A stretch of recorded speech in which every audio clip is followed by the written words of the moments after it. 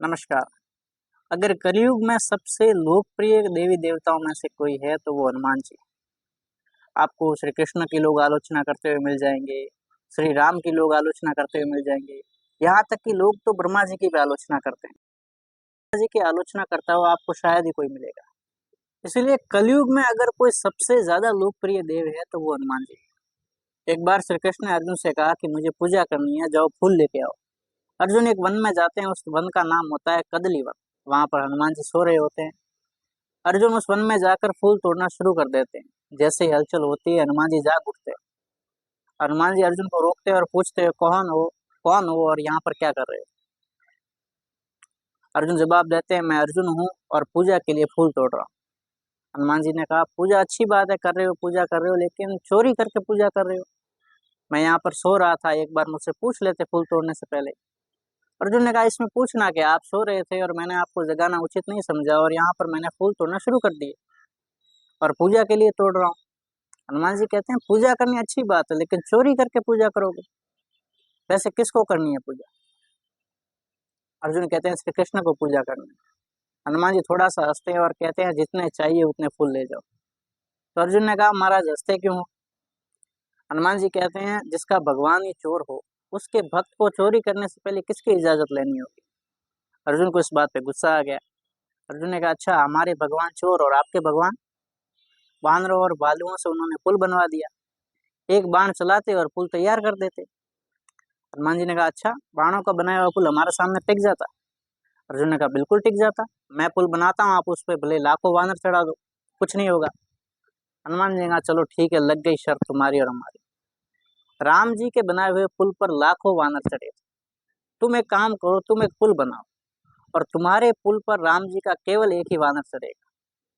अर्जुन ने कहा, ठीक है, लग गई शर्त। हनुमान जी ने कहा, लेकिन अगर तुम हार गए तो। अर्जुन ने कहा, ऐसा हो ही नहीं सकता कि मैं हार जाऊं। हनुमान जी ने कहा, फिर भी अगर हार गए तो अर्जुन कहते हैं कि मैं क्षत्रिय हूँ और वचन देता हूँ कि अगर हार गया तो जिंदा आग में भस्म हो जाऊंगा। हनुमान जी ने कहा, ठीक है। अर्जुन ने कहा, लेकिन अगर आप हार गए तो हनुमान जी कहते हैं कि जैसा तू बोले वैसा मैं करने के लिए तैयार हूँ, अगर मैं हार गया तो। दोनों एक समुद्र किनारे जाते हैं और अर्जुन से कहते हैं, हनुमान जी कि अब चलाओ बाण और पुल तैयार करो। तो अर्जुन एक बाण चलाते हैं और बड़ा सा विशाल पुल तैयार कर देते हैं और हनुमान जी को आवाज लगाते हैं कि महाराज जी पुल तैयार है। तो हनुमान जी कहते हैं कि राम जी का वानर भी तैयार है। कहते हैं कि हनुमान जी ने उस पुल को देखकर इतना विशाल शरीर, इतनी विशाल काया बनाई कि जिससे सूर्य ढक गया और चारों ओर अंधेरा छा गया। अर्जुन ये देखकर घबरा गए। तो जैसे ही हनुमान जी ने अपने पांव का अंगूठा उस पुल पर रखा, वो पुल पाताल में चला गया। हनुमान जी अर्जुन को आवाज लगाते हैं कि अर्जुन, पुल कहीं दिखाई नहीं दे रहा। तो अर्जुन कहते हैं कि पुल बनाने वाला भी दिखाई नहीं देगा। तो हनुमान जी अर्जुन को समझाते हैं कि देखो, जिंदगी बहुत कीमती है और इसे एक छोटी सी शर्त पर मत हारो।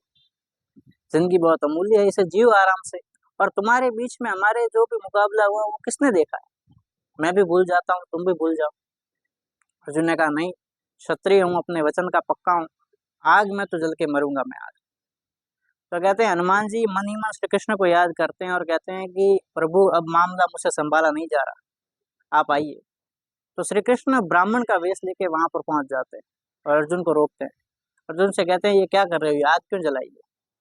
अर्जुन कहते हैं कि हम दोनों के बीच में शर्त लगी थी और मैं हार गया हूँ और वचन के मुताबिक मुझे अब आग में जलना है। आप बताइए ब्राह्मण जी, मुझे आग में जलना चाहिए या नहीं जलना चाहिए। तो श्री कृष्ण कहते हैं, बिल्कुल जलना चाहिए, क्षत्रिय धर्म के अनुसार तो तुम्हें अभी कूद जाना चाहिए इसमें। हनुमान जी मन ही मन सोचते हैं कि हो सकता है श्री कृष्ण ना आते तो शायद अर्जुन कुछ देर तक जिंदा रह पाता, लेकिन अब श्री कृष्ण आ गए हैं तो इनके मन में है कि अर्जुन को भी मार दे। तो ब्राह्मण का वेश लिए श्री कृष्ण अर्जुन से एक सवाल पूछते हैं कि अर्जुन, एक बात बताओ, जब तुम दोनों ये मुकाबला हुआ तो तुम दोनों के बीच कोई निर्णायक था जो निर्णय ले सके कि कौन हारा और कौन जीता। अर्जुन ने कहा, बिल्कुल नहीं था। तो तुम दोनों ही आपस में मुकाबला कर रहे हो, तुम दोनों ही हार जीत का फैसला कर रहे हो। अर्जुन ने कहा, हाँ बिल्कुल। तो ब्राह्मण कहते हैं कि ये तो सही नहीं, एक काम करो, तुम दोबारा से पुल बनाओ और इस बार मैं फैसला करूंगा। तो अर्जुन कहते हैं, ठीक है, कोई बात नहीं। तो अर्जुन एक बार फिर बाण चलाते हैं और एक बहुत ही बड़ा विशाल पुल तैयार कर देते हैं। ब्राह्मण हनुमान जी को कहते हैं कि चलो अब आप चढ़ो इस पे। तो हनुमान जी ने फिर से बड़ा सा शरीर बनाया फिर से सूर्य ढक गया, फिर से अंधेरा छा गया। तो जब श्री कृष्ण ने ये देखा तो मन ही मन सोचा कि हनुमान जी के सामने तो कुछ भी ना टिक पाए, इस विशाल शरीर के सामने, ये तो एक मामूली सा पुल है। तो कहते हैं कि श्री कृष्ण कश्यप का रूप लेके उस पुल के नीचे बैठ जाते हैं, और हनुमान जी जैसे उस पुल पर चढ़ते हैं वो पुल जरा सा भी हिलता भी नहीं, और हनुमान जी आराम से उस पुल को पार कर लेते हैं। तो हनुमान जी हैरान हो जाते हैं ये देखकर, और अर्जुन भी हैरान हो जाते हैं कि हनुमान जी ने पुल पार कर कैसे लिया। तो हनुमान जी वापस अपने नॉर्मल शरीर में आते हैं और पुल के नीचे देखते हैं तो मन ही मन श्री कृष्ण से कहते हैं, प्रभु यहाँ पर आपने फिर मुझसे छल कर लिया। मन ही मन हनुमान जी को जवाब देते हैं कि क्या करूं, अपने भक्त की जान दांव पे लगी है, छल तो करना ही पड़ेगा। जब अपना भक्त संकट में हो तो मुझे आना ही पड़ता है।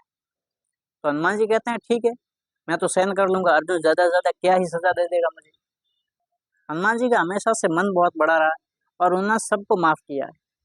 तो ब्राह्मण फिर अर्जुन से कहते हैं कि लो अब तुम जीत गए और हनुमान जी हार गए, अब तुम जानो और तुम्हारा काम जाने, मैं तो चलता हूँ।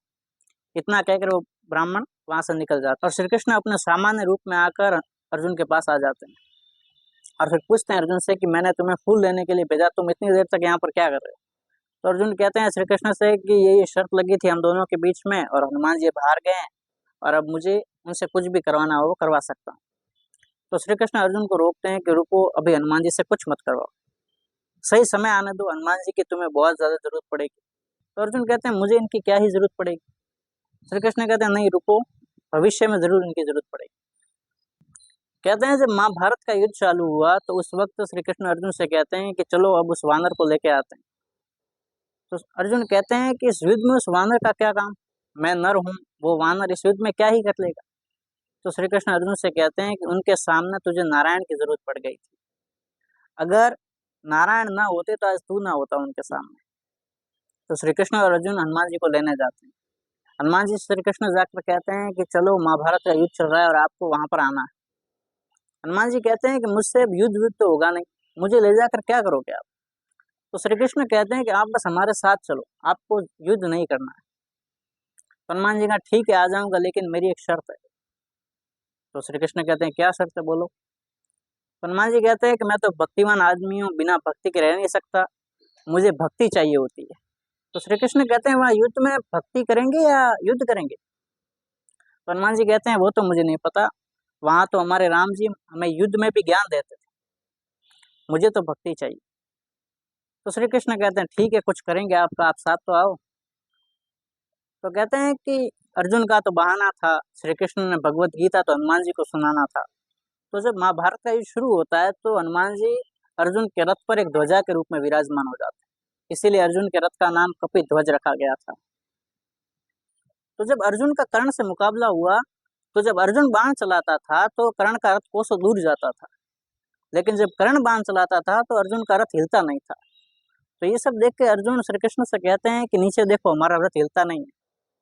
तो श्री कृष्ण अर्जुन से कहते हैं कि नीचे नहीं ऊपर देखो, तुम्हारा रथ इसलिए नहीं हिल रहा है क्योंकि तुम्हारे ऊपर कोई बैठा है। लेकिन इतना सब होने के बाद भी जब कर्ण के चेहरे पे अर्जुन को जरा सा भी डर नहीं दिखता था तो अर्जुन श्री कृष्ण से पूछता है कि इस कर्ण के चेहरे पे जरा सा भी डर क्यों नहीं आता है, मैं इसके रथ को कोसों दूर ढकेल दे रहा हूँ फिर भी ये डर नहीं रहा है। तो श्री कृष्ण कहते हैं कि ये नहीं डरेगा, वो सूर्य पुत्र है, वो दानवीर है, वो कभी नहीं डरेगा।